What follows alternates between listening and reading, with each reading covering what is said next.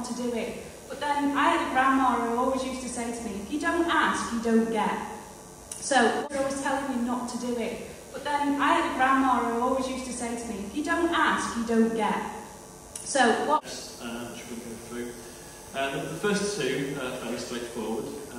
First of all, we gather a lot of information about what's going on. Then we identify a collection. Very briefly, our history was we started as what was called a mini education action zone in the Wirral, funded between 2002 and 2004 on a kind of short-term fixed field. Think nightclub, okay? Think about the cows that are in that field and consider whether or not you're safe.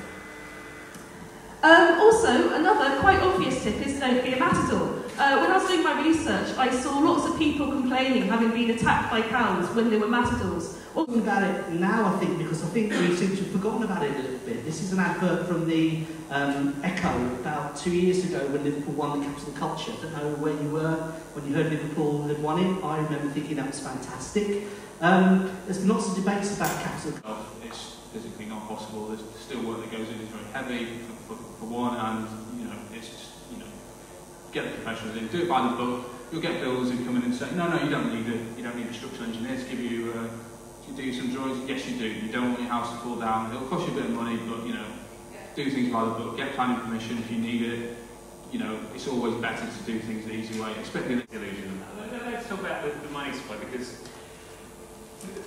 we've had this whole banking crisis, and now we've got the result of it. We've got all the cuts to make, but the money that the government authorises through the Bank of England, the pounds and the pence and the 20 wealth, we've had new continents, we've had industrial revolutions, but the natural world can't keep sustaining this growth. So what we've got to look at is how we can build a viable alternative to the money supply.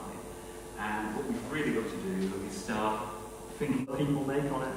And even if you actually vet those comments in advance and moderate them, that can actually make things worse for you. It's pretty easy to become a social media criminal as well. Obviously there's the case of Paul Chambers recently, who was convicted of threatening to blow up Robin Hood Airport in a fairly farcical trial. And Kerry McCarthy as well, the Labour MP, who tweeted the results of postal ballots before the election results were out. I mean, you can question whether it's right that people like 5,000 feet deep. And 5,000 feet was the depth the Deepwater Horizon was. ScraperWiki instantly makes pretty maps for you as well, without any effort, so you can see the data that you've made, if you're a programmer, or the data that's been made for you, or that you're learning how to make, if you're not yet a programmer, but soon to be one.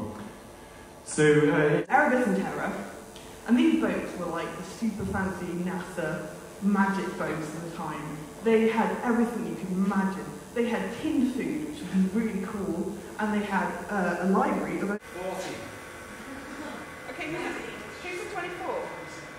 You win because you're closer to this, 26. Thank you very much.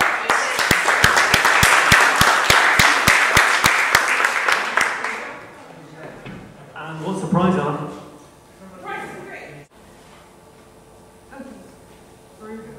Okay, so my talk is about culture jamming and subvertisement, which obviously is about subverting some kind of commercial messages. It all started with a guy named Vance Packard, who wrote this book called The Hidden Persuaders, which is an expose of the techniques of advertising. It was published several times throughout the year.